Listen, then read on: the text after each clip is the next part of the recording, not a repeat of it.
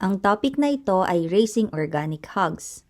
Ito ay kabilang sa elective competency ng Organic Agriculture Production and C2. Tatalakayin natin sa video na ito ang suitable housing for organic hogs. So kabilang na dito ang design ng pig pen beddings o flooring, PNS space requirements for raising organic hogs. Sa swine production management naman, kabilang dito ang swine health and biosecurity, swine identification, swine mutilation, and swine transport up to slaughter. Pig pen. Pig pen is an enclosed area where pigs are kept, so pig pen ang tawag sa kulungan ng baboy. Ito ang sample picture ng organic pig pen. Kung mapapansin nyo, ang bubong niya ay may butas sa taas. Ang tawag sa bubong na ito ay convection roof, the key to no bath technology. Ang mga baboy ay walang functional sweat glands, so sila ay hindi pinapawisan. They do not have ability to cool themselves, so it can quickly lead to heat stress or heat stroke. So kung mapapansin natin sa mga nag-aalaga ng baboy, ito ay lagi nilang pinapaliguan upang mapreskuhan ng kanilang baboy. Pero kung gagamit kayo ng convection roof ay may iwasan nyo ang heat stress ng baboy at hindi nyo na ito kailangan pampaliguan. Kaya ang roof na ito ay tinatawag na key to no bath technology. Sa convection roof, ang mainit na hangin ay lumalabas sa itaas at ang malamig na hangin naman ay napasok sa gilid ng pig pen na nagkakaroon ng continuous airflow, meaning well-ventilated ang area, kaya naiiwasan ang maalinsangan na pakiramdam ng baboy. Sa baba naman nito o yung pinaglalagyan ng beddings, dapat may at least 1 meter na lalim. At sa kulungan naman, ang standard space requirement ay may at least 2 square meter per pig. So kung meron kayong 5 baboy, kailangan meron kayong at least 10 square meter na area. Sa paggamit ng tamang beddings, naiiwasan ang mabahong amoy sa babuyan at nagagamit din ito as fertilizer o pataba sa halaman. So ito ang mga materials na kailangang gamitin sa pagsiset up ng beddings. Any or a combination of the following, so dapat may sawdust o tawag nila'y kusot, cocoa coir dust o bunot, rice hull o tinatawag na ipa, at rice straw sa Tagalog ay dayami. Meron din itong kahalong soil, carbonized rice hull, salt, IMO, and molasses.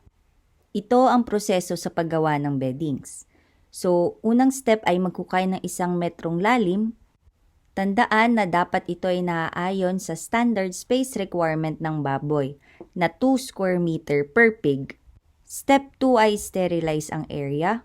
At ang step 3 naman ay paghaluin ng mga materyales na sawdust, rice hull, cocoa coir dust, rice straw, 1 sakong soil, 1 sakong CRH at kalahating kilong asin. Step 4 is kailangan nyong i-layer ang mixture sa inyong pinaghukayan. So makikita natin dito sa picture na merong 3 layer na mixed materials. So kada layer kailangan nyo magdilig ng IMO solution o yung liquid solution na ginawa nyo. Ito ay ang IMO, molasses at tubig. Step 6 ay ulitin ng proseso hanggang mapuno ang butas.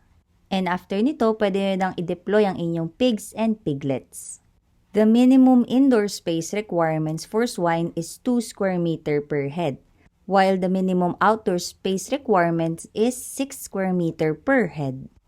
The pig pen or ranging area must have sufficient space to stand, lie down, turn around, groom themselves, and assume all natural posture and movements. They must also have access to fresh air and natural daylight. Housing considerations. Shelter must be waterproof, providing protection from cold, sunburn, and wind. Meron din dapat fencing to keep pigs in and protect them from predators. Make sure na ang shelter nila is on higher ground o mataas na lugar para hindi ito bahain. Dapat din may enough space to separate sow and boar if necessary.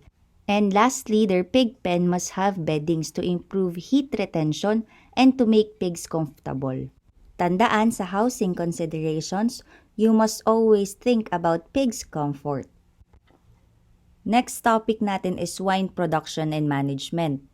Mandatory biosecurity and quarantine procedure shall be well implemented to prevent introduction of diseases into the farm. You must always disinfect anything or anyone at the entry and exit points. Sa kotse, ini-spray nila ang gulong at paligid nito. Sa tao naman, dapat gumamit ng foot bath. At dapat naka-proper uniform pagpapasok sa loob ng pig pen. All brought-in swine o yung dala nating baboy galing labas shall be isolated and undergo appropriate quarantine measures and treatment. So, kung bibili kayo ng baboy at dadalhin nyo sa farm nyo, ay huwag nyo itong ilalagay agad sa inyong pig pen. Dapat i-isolate or i-quarantine nyo muna sila ng ilang araw, i-make sure na walang sakit, then saka nyo lang ito isasama sa inyong mga alagang baboy. Biosecurity considerations. So maglagay ng fences at signage sa paligid. Much better kung ilalagay nyo ang inyong biosecurity protocol sa farm para aware ang lahat ng bumibisita dito. Magkaroon din dapat ng sariling bota at damit na ginagamit lamang sa loob ng pig pen. For cleaning and disinfecting, removing manure can reduce bacterial load and limits pests on your farm. Make sure then to thoroughly clean and disinfect all equipments that come contact with pigs. So sa biosecurity consideration, an ounce of prevention is worth a pound of cure. Common swine diseases. Sa respiratory diseases, ang symptoms niya ay coughing, sneezing, abdominal breathing, and reduced growth rates. Para maiwasan ng sakit na ito, dapat may proper ventilation and clean environment. Sa parvovirus, ang symptoms naman nito is reproduction failures in your sow, is a common signal of the virus. So, ang prevention nito, dapat magkaroon kayo ng routine vaccination of your gilts. Porcine epidemic diarrhea o PED. Ang symptoms nito is diarrhea in piglets. Nakalagay dito 100% mortality rates in piglets. So, ibig sabihin, sobrang taas ng chance na mamatay ang inyong mga biik or may hirapan na ito gamutin. So, ang prevention lamang nito is kailangan magkaroon kayo ng strong biosecurity and sanitation protocols to prevent introduction on your farm. Kung may parasites naman ang inyong mga baboy, ang symptoms nito, suckling piglets will show bloody diarrhea and pigs will lose weight. So, ang treatment daw nito ay fluid therapy. Kailangan bigyan ng malinis at maraming tubig ang baboy. Sa prevention naman nito, kailangan improve hygiene to reduce flies and parasite load. Implement a parasite control program. Tandaan, pag nagkaroon ng inyong mga baboy ng gantong sakit, always contact your veterinarian for more information. Vaccination is allowed in organic management under the supervision of a licensed veterinarian, lalo na kung merong endemic diseases na kumakalat sa inyong lugar. Pero syempre, natural remedies and complementary medical methods should be your first choice. Tandaan natin na ang paggamit ng antibiotic, steroids, synthetic growth promoters, hormones for heat synchronizations are not allowed. At kung magkaroon man ng kung anong problema o sakit ang inyong baboy, ay laging humingi ng tulong sa veterinarian. Swine identification. Napaka-importante maglagay ng identification mark sa baboy for record keeping. Sa maayos na record keeping, malalaman natin kung ano ang ginawang treatment, vaccination, deworming program, feeding schedule lalo na kapag kayo ay nasa conversion period, edad ng baboy at marami pang iba. Ear tattooing, ear tagging, ear notching is allowed pero dapat trained personnel ang gagawa nito upang ma-reduce ang suffering ng inyong mga baboy. At dapat din nasa tamang edad na ang baboy bago ito gawin. Mutilation shall be prohibited. So as much as possible, iniiwasan ang pagpapractice ng mutilation sa baboy. So meron tayong exception. Kung ito daw ay nakakaapekto sa kalagayan at kalusugan ng baboy, ay pwede itong gawin. Castration o pagkakapon ng baboy. So ito yung tinatawag natin na mga barrows o yung neutered pigs na tinatanggal ang testes nito upang hindi na makapag-produce ng similya.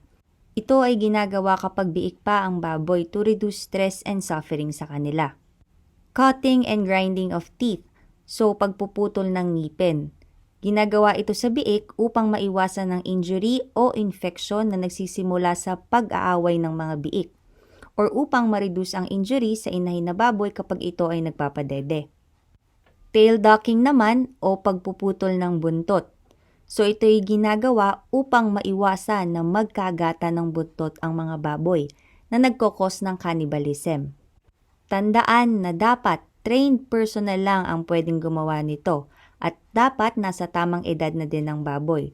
Ang mutilation ay ginagawa kapag piglet o biik pa ito to reduce stress and suffering. Tethering of animals should be allowed until the safety and welfare of animal is secured. So, ibig sabihin ng tethering is pagtatali ng hayop. Herd animals shall not be kept individually, except in the cases of the following. So, una is animals about to give birth or have just given birth. Pangalawa is sick, injured, or disabled animals. Transportation of organic swine and slaughterhouse shall be separated from conventional pigs.